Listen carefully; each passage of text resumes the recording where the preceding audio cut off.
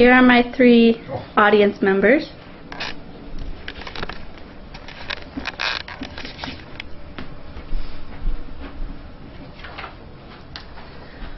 One time while I was babysitting, I was looking at apps to play with the different kids. I was going to download some onto my iPad to play with them. I wanted something that was educational and also fun so that they could learn. I found many apps that fit what I was looking for. A while earlier, I had gone and job shadowed at my high school in a special education room. They were using iPads during the time that I was there, and I saw how much the children were really learning from the device. They had a lot of fun using it, and they were also learning a lot from it. I had also been in that room before they had gotten the iPads. Many of the children did not want to participate in things that they were supposed to be learning, and a lot of them sat on the floor, some were crying, and others were rocking back and forth, learning absolutely nothing. Seeing them with the iPads was a drastic change, and I feel that all children should be able to learn in a way that is fun for them. My recommendation is that iPads should be used in all special education classes. This speech is to show teachers how effective it is for children to use iPads to learn and for teachers to enhance their teaching. I specifically focused on how iPads will enhance the special education classroom for children and how it can be fit to work with a certain child. Although I didn't broaden my research to include all diagnoses, I believe it could benefit those areas as well. Today I'll be discussing making the iPad fit the child, a success story, a section for teachers, some helpful apps, and information on the cost of the iPad and fundraising information. The section on making the iPad fit the child discusses different settings you can choose on the iPad. This makes the iPad easy for children to use. The success story shows on the iPad helped one specific classroom. The teacher section shows different ways the iPad can be helpful for teachers. Helpful apps are listed that can be used with different diagnoses. Lastly, I will discuss the cost of the iPad, what organizations can be helpful in a classroom to afford an iPad. Now I'll hand out the handouts I have created for you.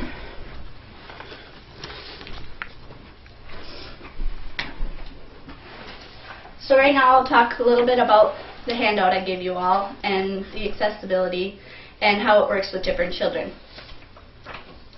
We'll start with VoiceOver. This works great with children who have vision difficulties or even blindness. A screen reader, it's a screen reader that lets you know what's happening on your multi-touch screen. It also helps you navigate the screen even if you're unable to see it. Touch the screen to hear what your finger is on, and then gesture to control your device. VoiceOver works with the apps that come with your iPad. For speak selection, this is also for vision difficulties. If you have difficulty reading the text on the screen, use speak selection to read your email messages, web pages, and books to you. All you have to do is highlight the text, tap speak, and the iPad will read the selected text to you. The voices, dialect, and speaking rate are all adjustable for you, and you can also have the words highlighted as they are being read. For example, if a child is learning to read, you'll have the words highlighted that the iPad is speaking to you so that they can see it and hear it. Dictation is a setting that allows you to talk where you would type. All you have to do is tap the microphone button on the keyboard, say what you want it to write, and your device converts your works into text. This is great for limited range of motion. For example, a child that's quadriplegic has a little difficulty typing and using their fingers. They'll just be able to say what they would like to be typed.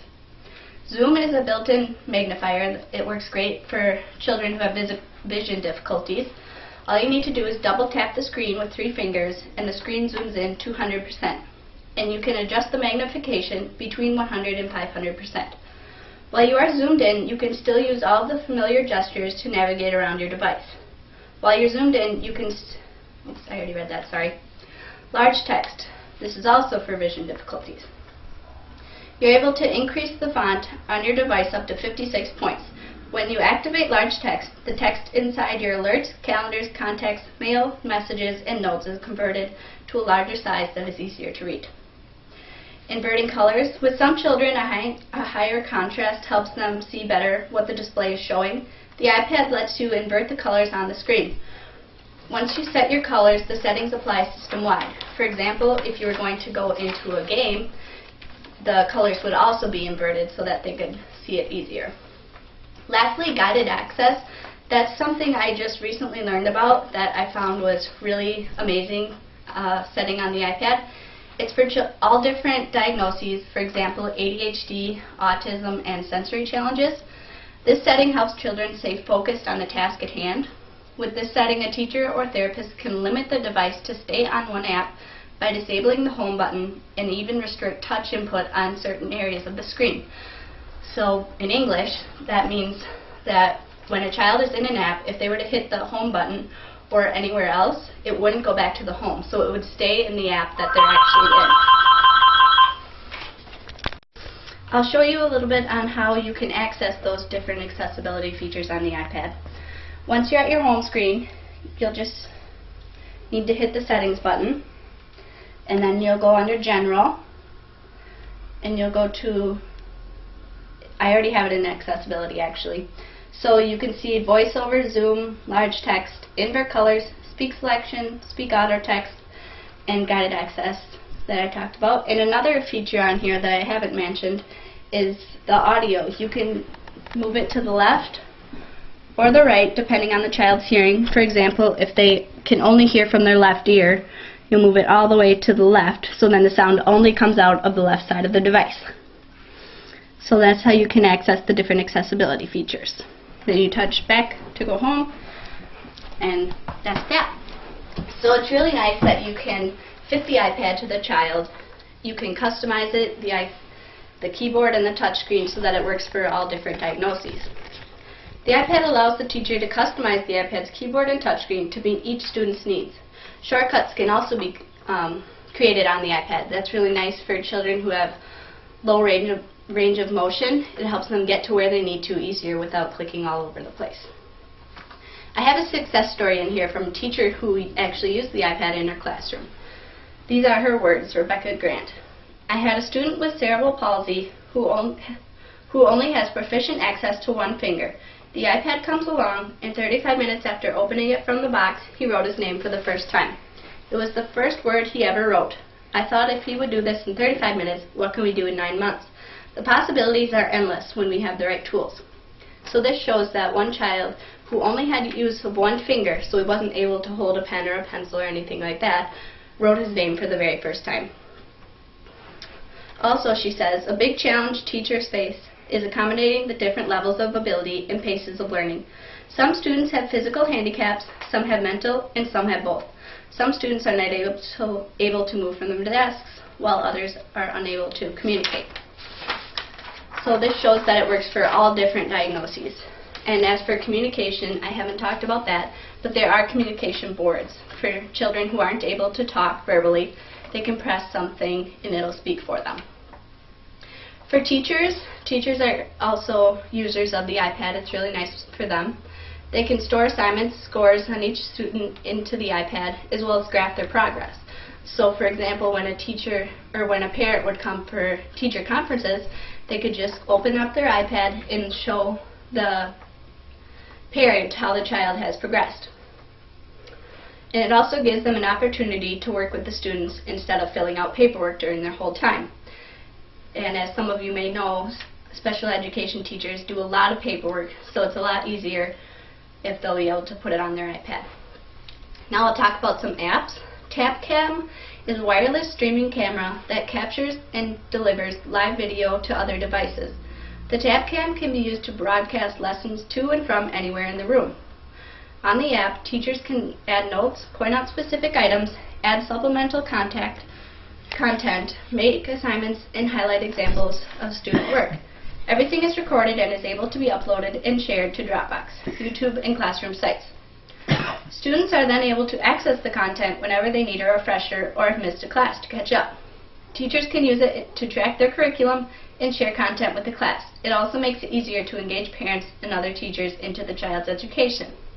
So say one of your children has cancer or something like that and they spend a lot of time in the hospital, you'll be able to record your lessons, put it on YouTube or on the Dropbox, and they'll be able to watch it so that they can still be involved with school. There's a great app that you can find on the iPad that's called Dance Party Zoo, and it allows the children to get up and dance along with zoo animals. That helps practice their gross motor skills. iDress is an app on the iPad for weather, and it lets students pick appropriate clothes for the specified weather condition. This is an independent life skill they will need in the future. I Write Words lets kids develop fine motor skills by practicing writing words while they participate in games. Now I'll move into fundraising a little bit. The iPad itself can cost anywhere up to $500, and this does not include the case, which you may want to get just for safety. On the handout, I listed 4 different fundraising and organizations where you can get grants or money to pay for the iPad. These include Bright Steps Forward, Small Steps in Speech, Special Kids Therapy, and iHelp for Special Needs. Today, we discussed the Making the iPad Fit to the Child, its success story, a section for teachers, some helpful apps, and information on cost and funding. Now that you know some of what the iPad can do to improve learning in classrooms, I hope that you will consider using them to teach your students. Every student requires and deserves one-on-one attention, and it's hard for many of these children to work with textbooks, paper, and writing utensils. iPads help students overcome some of these issues.